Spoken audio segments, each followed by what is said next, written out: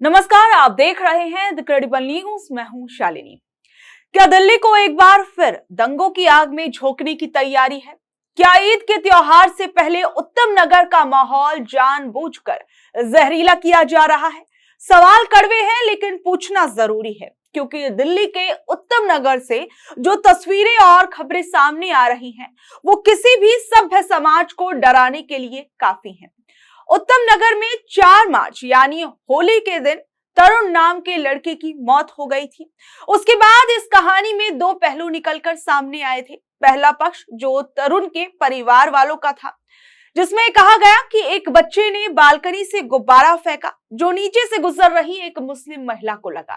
बात माफी पर खत्म हो सकती थी, लेकिन आरोप है कि महिला के पक्ष से लोग लाठी डंडे लेकर आ गए और जब तरुण नाम का युवक घर लौटा तो उस पर हमला कर दिया। इलाज के दौरान तरुण की मौत हो गई। वहीं दूसरा पक्ष जो मुस्लिम महिला के यहां से है, यानी आरोपी पक्ष जो है, उसमें लड़की शाहीन है। उसका दावा है कि गुब्बारे बच्चे ने नहीं, एक लड़के ने जानबूझकर फेंके थे। वो कहती है कि झगड़े के दौरान नशे की हालात में खुद तरुण के भाई से ही गलती से वार हो गया और तरुण की जान चली गई। पुलिस ने इस मामले में 14 लोगों को गिरफ्तार कर जेल भेज दिया। जांच चल रही है, लेकिन ये मामला अब क्रिमिनल केस कम और सांप्रदायिक ज्यादा हो गया है। जैसे ही मामला हिंदू मुसलमान हुआ, बाहरी संगठनों की इस मामले में एंट्री हो गई। इस घटना को लेकर अलग अलग धार्मिक और सामाजिक समूह एक्टिव हो गए। बाहर से लोग आने लगे, बयान देने लगे। माहौल धीरे धीरे और ज्यादा गर्म हो गया। सोशल मीडिया पर भी तरह तरह के वीडियो और मैसेजेस फैलने लगे, जिससे डर और बढ़ गया। उत्तम नगर की गलियों में खून की होली खेलने के नारे लगने लगे। हैरानी की बात देखिए, प्रशासन और पुलिस इन नारों को लोगों का एक स्वाभाविक गुस्सा बताकर चुप है। और दिल्ली में प्रशासन के सबसे पसंदीदा हथियार बुलडोजर ने भी इस मामले में एंट्री ले ली। 8 मार्च को एमसीडी ने आरोपी के घर के एक हिस्से को अवैध बताकर गिरा दिया। लेकिन यहां पर थोड़ा रुकिए और सोचिए, क्या हमारे देश में सजा अदालत नहीं बल्कि बुलडोजर तय करेगा? बार बार कई ऐसे मामलों में देखा गया जहां आरोपी के घर पर बुलडोजर चला दिया जाता है। सुप्रीम कोर्ट का यह साफ आदेश है कि बिना नोटिस और कानूनी प्रोसेस के किसी का घर नहीं गिराया जा सकता। तो क्या उत्तम नगर में कानून को ताक पर रख दिया गया? क्या यह कार्रवाई सिर्फ इंसाफ के लिए थी या फिर किसी खास भीड़ के गुस्से को ठंडक पहुंचाने के लिए थी? अब बात करते हैं आज के हालात की। ईद है, लेकिन उत्तम नगर के मुस्लिम परिवारों में खुशी से ज्यादा खौफ है। छोटे मोटे काम करने वाले लोग डर के मारे अपना बोरिया बिस्तर समेटकर अपने अपने गांव की तरफ भाग रहे हैं। पुलिस कह रही है कि सारी कंडीशंस जो है वो कंट्रोल में है, लेकिन सवाल यह है कि अगर सब कुछ कंट्रोल में है तो लोग वहां से भाग क्यों रहे हैं? क्यों वहां से अपना बोरिया बिस्तर उठाकर निकल रहे हैं? उत्तम नगर में ऊपर से तो सब कुछ ठीक लग रहा है, लेकिन अंदर ही अंदर बहुत डर का माहौल भी है। वहां मुसलमानों को मारने और उनकी कब्रों तक को तबाह करने के नारे लग रहे हैं। पुलिस इन नारों को गुस्सा निकालने का तरीका मानकर रोक भी नहीं रही। अब आप सोचिए, अगर किसी के घर के बाहर दिन रात उसे मारने के नारे लगे तो वो कैसे चैन से रह पाएगा? उत्तम नगर के हस्तताल गांव में रहने वाले कई मुस्लिम परिवार अब इतना डर गए हैं कि वो ईद से पहले इलाका छोड़ने के लिए सोच रहे हैं। 55 साल के जमील अहमद, जो पिछले 50 सालों से वहीं रह रहे हैं, कहते हैं कि उन्होंने नेताओं को खून की होली जैसी बातें करते सुना, जिससे उनका परिवार बहुत डर गया। उनके छोटे छोटे बच्चे और पोते पोतियां हैं। उन्हें समझ नहीं आ रहा, करे तो करे क्या, जाए तो जाए कहां। एक और स्थानीय महिला फरजाना, जो 20 साल से वहीं रह रही है, कहती है कि सबसे ज्यादा दुख इस बात का है कि अब पड़ोसी भी पहले जैसा व्यवहार नहीं कर रहे हैं। जो लोग पहले साथ रहते थे, साथ खाते पीते थे, अब बात करने तक से हिचक रहे हैं। वो कहती है कि हम जाना नहीं चाहते, लेकिन ईद हमारे लिए खास है। ऐसे डर के माहौल में रहना मुश्किल हो गया है। दिलचस्प बात तो देखिए, डर सिर्फ एक समुदाय में नहीं है, हिंदू परिवार भी उतने ही डरे हुए हैं। एक स्थानीय वकील बताते हैं कि उनके जानने वाले कई लोग इलाके से जा चुके हैं। उनका कहना है कि हम नहीं जा रहे, लेकिन ये कहना गलत होगा कि सब कुछ ठीक है। यानी डर दोनों तरफ है, पर वजहें जो है वो अलग अलग है। और अगर आप इस पूरे मामले को समझे तो एक बात बिल्कुल साफ है कि ये घटना खुद में सांप्रदायिक नहीं थी, बल्कि एक छोटी सी गलती से शुरू हुआ आपसी झगड़ा था और कहा गया कि परिवारों के बीच में दुश्मनी जो है वो काफी लंबे वक्त से चल रही थी, लेकिन बाद में बाहरी लोगों, अफवाहों और भड़काऊ बयानों ने इसे और बड़ा बना दिया।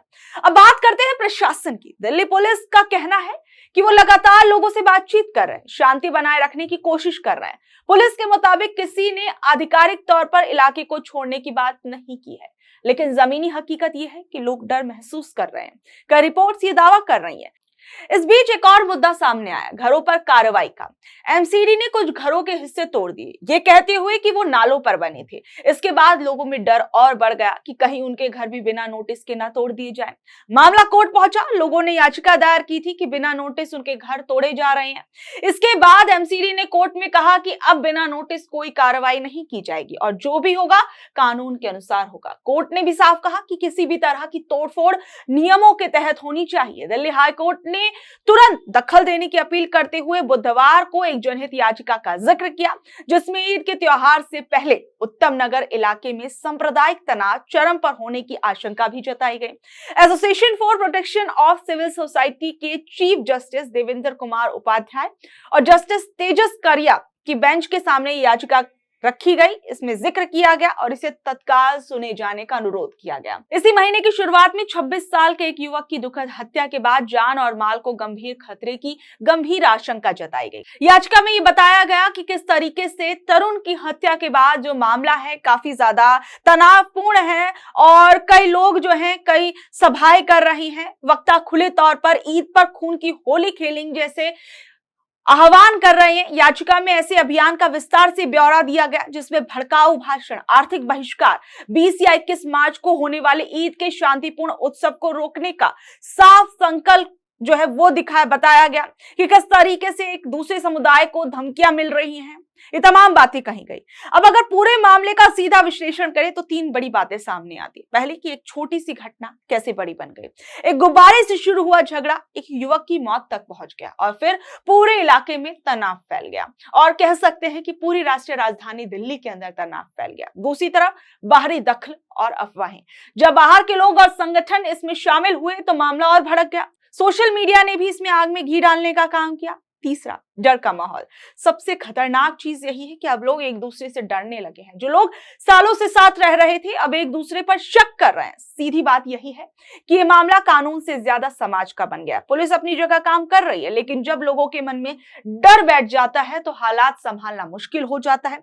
सबसे जरूरी है कि अफवाहों से बचा जाए, बाहरी उकसावे से दूर रहा जाए और लोग एक दूसरे से बात करें, क्योंकि अगर बातचीत खत्म हुई तो गलतफहमियां ही सच बन जाती हैं। और इस पूरे मामले को लेकर भी कुछ बयान सामने आए हैं, जरा उन्हें भी सुनिए। लोगों के जरिए और कुछ लोगों के जरिए ये भी कहा जा रहा है कि ईद नहीं होने देंगे, खून की होली वगैरह वगैरह। और हम लोग ये देख रहे हैं कि आदरणीय होम मिनिस्टर साहब या पुलिस फोर्सेस जो करना चाहिए वो नहीं कर पा रही है। तो हम लोगों ने ये साइन किया। ऐसे करने वाले तो सभी होंगे, लेकिन चूंकि हम लोग जल्दी देना चाहते हैं, हो सकता है कल या परसों ईद हो जाए। आने वाले दिनों में चुनाव जीतने का एक नाकाम प्रयास कर रही है और उत्तम नगर की घटना निंदनीय घटना है। ये एक धार्मिक आयोजन पर अगर अपने त्योहारों में खुशी मनाने के लिए, अपने त्योहारों को मनाने के लिए अगर रोक लगे, प्रतिबंध लगे, रोका जाए, इसी तरह संभल में किया गया कि लोग अगर अपनी प्राइवेट जमीन पर भी, और किस तरीके से हाईकोर्ट ने कितने कड़े शब्दों में इसका संज्ञान लिया। मैं तो कहूंगा सरकार से कि ये सब छोड़े, लोगों को मनाने दे ईद सभी, और ये संविधान हमको ये ताकत देता है, सभी धर्म के लोगों को समान रूप से अपने त्योहारों को मनाने के लिए खुली छूट है, कोई प्रतिबंध नहीं है। लेकिन सिर्फ राजनीतिक कारणवश ये किया जा रहा है। मैं तो सरकार से कहूंगा कि खाली चुनावी राजनीति से ऊपर उठकर उनको देश में कैसे सौहार्द कायम रहे, कैसे खुशियां रहे। खुशियों को बांटने का त्योहार ईद है, ये प्रेम का त्योहार ईद है, ये इस चीज का त्योहार नहीं। ये हमारी जो गंगा जमुनी तहजीब है, जो हमारी विरासत है, उस विरासत को आप खंडित कर रहे हैं। मैं तो कहूंगा ये शर्मसार करने वाली घटना है और निश्चित तौर से सभी धर्म के लोगों की धार्मिक संवेदनाओं का ख्याल रखना सरकार की नैतिक जिम्मेदारी है और राजधर्म है। अंत में सवाल यही है कि क्या ये इलाका फिर से पहले जैसा शांत हो जाएगा या फिर ईद से पहले कुछ बड़ी घटना हो सकती है, और अगर ऐसा हो सकता है, ऐसी आशंकाएं हैं, तो पुलिस प्रशासन को इसको पूरी तरीके से रोकना चाहिए। बहरहाल आप लोग इस खबर पर अब क्या कुछ कहेंगे, नीचे दिए कमेंट बॉक्स में जरूर बताइएगा। और ऐसी अपडेट से जुड़े रहने के लिए देखते रहिए द क्रेडिबल न्यूज। मैं हूं शालिनी, धन्यवाद।